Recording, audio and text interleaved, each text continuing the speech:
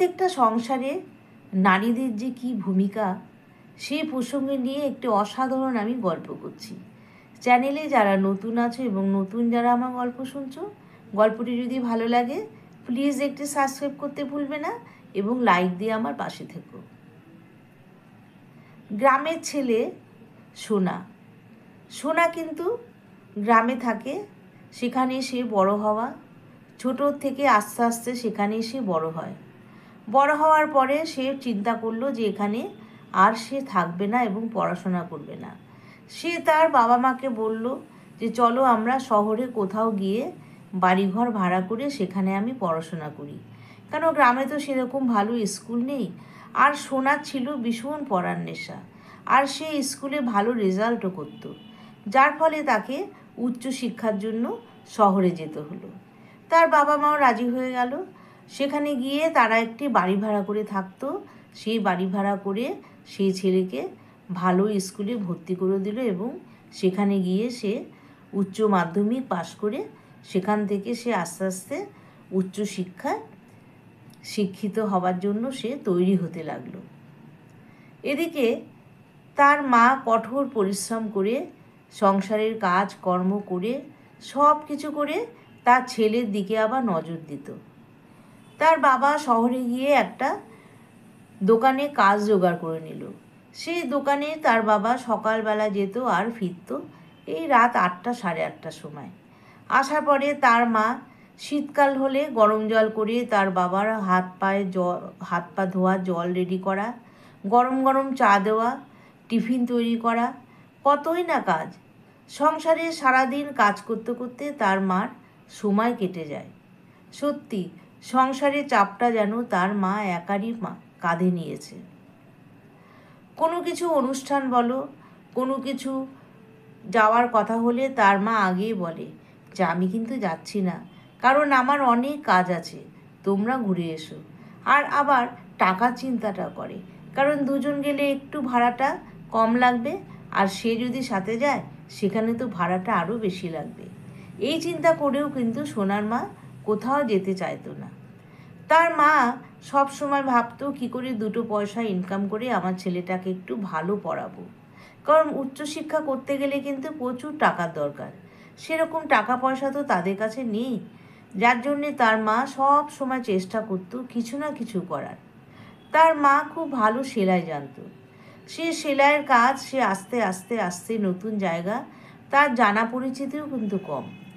একদিন তার বাড়ির সামনে একটা পোস্টার টাঙিয়ে দিল যে এখানে আমি ফলস পিকো লাগাই।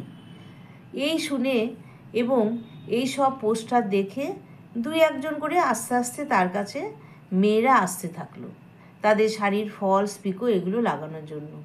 এসব টুকটুক করে কাজ করতে করতে তার মার কিন্তু প্রসার আস্তে আস্তে ক্রমশ বাড়তে লাগলো, এবং সেখান থেকে যা 2-1 পয়সা ইনকাম হয় সমস্ত কিছু একটা ঘটের মধ্যে রেখে দিত। কেন না তার ছেলেকে পড়ানোর জন্য, কারণ তার মা ছাড়া সংসারটা এক মুহূর্ত চলতো না।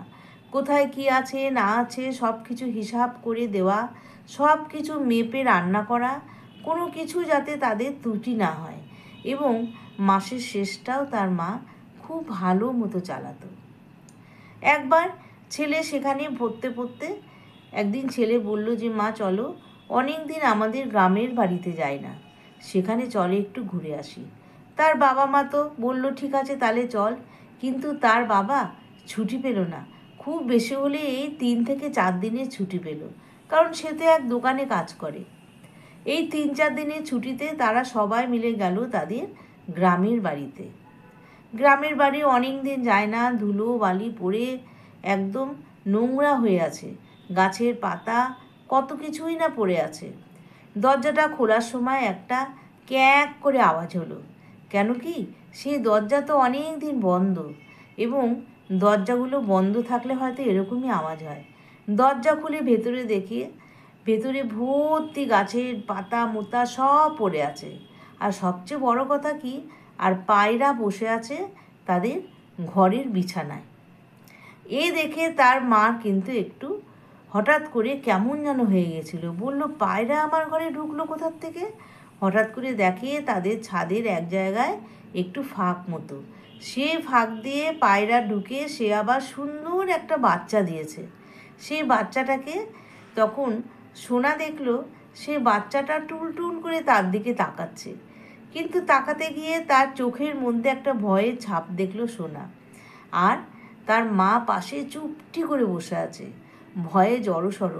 অথচ বাচ্চা ফেলে কিন্তু সেই পায়রা কিন্তু উঠতে যাচ্ছে না, কারণ হাজার ভয় হলেও তার মা কিন্তু আঁকড়ে ধরে বসে আছে তার বাচ্চাটিকে। এই দেখে সোনা এবং সোনার মা বাবা বলল যে থাক, ওদেরকে আর তাড়াস না, ওই ঘরটায় আর ঢুকতে হবে না। ওই ঘরটায় ঢুকলে হয়তো বাচ্চাটা মাটা উড়ে যেতে পারে, তখন বাচ্চাটা খাবে কি? আর ওর মা তো ওই ফাঁক দিয়ে খাবার টাবার এনে খাওয়ায়, থাক গা, আর ওকে ওড়াস না, এই 3-4 দিনের ব্যাপার এভাবে কেটে যাবে। তো সোনা কী করলো, আস্তে আস্তে ওর মাটা যখন উড়ে চলে গেল, তখন সোনা কী করলো, আস্তে আস্তে পায়রার বাচ্চাটাকে হাতের মধ্যে তুললো। পায়রার বাচ্চাটা কী করলো, তার হাতের তালুটা যেন আঁকড়ে ধরে আছে। সোনা তার মাকে ডাকলো, মা মা দেখো কি সুন্দর এই পায়রাটা, কত সুন্দর, দেখো আমার হাতের আঙুল আঁকড়ে আছে। ও হয়তো ভেবেছে ওকে হয়তো উড়িয়ে দেবে, কিন্তু সোনা তো সেরকম করবে না, তাকে কিন্তু আবার সেই জায়গায় বসিয়ে দিল। বসিয়ে দিয়ে সেই ঘরটা তারা বন্ধ করে অন্য ঘরে থাকতে লাগলো। এবং দরজার ফাঁক দিয়ে চুপচুপ করে সোনা দেখতো যে তার মা ওপর দিয়ে এসে তার মুখের মধ্যে খাবার ঢুকিয়ে দিচ্ছে এবং আবার তাকে তার পাখার মধ্যে নিয়ে বসছে, এবং মাঝে মাঝে ঠোঁটে কামড় দিচ্ছে, চোখের উপর কামড় দিচ্ছে। এটা তার মায়ের হয়তো ভালোবাসা। এই করে করে বাচ্চাটা একদিন বড় হবে যখন, হয়তো ফুরুত করে উড়ে চলে যাবে। সত্যি তাই, তাদের 3-4 দিন থাকতে থাকতেই বাচ্চাটা কিন্তু আস্তে আস্তে, তখনই অবশ্য বড় ছিল, এবং পায়রার বাচ্চা স্বাভাবিকভাবে একটু বড়ই হয়, হয়তো তার ওড়ার বয়স হয়ে গেছে। এবং সেই পায়রাটা একদিন দরজা খুলে দেখে যে পায়রাও নেই, পায়রার বাচ্চাও নেই। তখন তার মা বলল, দেখেছিস তো সোনা, মায়েদের কত যত্ন, দেখ ঠিক টাইম টাইম এসে খেতে দেওয়া, কতভাবে তাকে যত্ন করে এখানে বড় করলো। আর যখনই সে বড় হলো, তার মা তাকে নিয়ে চলে গেল। তার মায়ের দেখেছিস কত দায়িত্ব। আমরা কাছে গেলাম, তার তো উড়ে যাওয়ার কথা, কিন্তু সে উড়ল না তো, সে বাচ্চার সামনে ঠায় বসে থাকলো বুকের পাটা নিয়ে। কারণ যত যাই হোক, ঝড় ঝাপটা যাই হোক, যত মার খায় যাই খাই, পায়রাটা ভাবলো আমি এখানেই বাচ্চাটাকে আঁকড়ে ধরে থাকবো। তো আজকে প্রত্যেকটা মাই কিন্তু সন্তানদের জন্য এটাই করে, কারণ সন্তানের সুখ, সংসারের সুখ, সব কিছু মিলিয়ে টিলিয়ে মাদের কিন্তু সংসারে একটা বিশাল ক্ষমতা। মা ছাড়া কিন্তু সংসার অচল, যে কোনো ব্যাপারেই কিন্তু মায়ের হাত যথেষ্ট। তাই মাকে কিন্তু আমরা সব সময় সম্মান দেব, এবং সাথে বাবাকেও, কারণ বাবা মা হলো আমাদের পৃথিবীর ছাড়। বাবা মা ছাড়া কিন্তু আমরা কখনোই বড় হতে পারবো না এবং জীবনে উন্নতও করতে পারবো না। তাই বন্ধুরা, আজকে আমার এই গল্পটা কেমন লাগলো? আজকের একটা সুন্দর দিন, এই দিনে আমি গল্পটা তোমাদের কাছে শেয়ার করলাম যে একটা পায়রা, সেও কিন্তু তার বাচ্চাকে আঁকড়ে ধরে থাকে, মানুষের ভয়ও সে পায় না।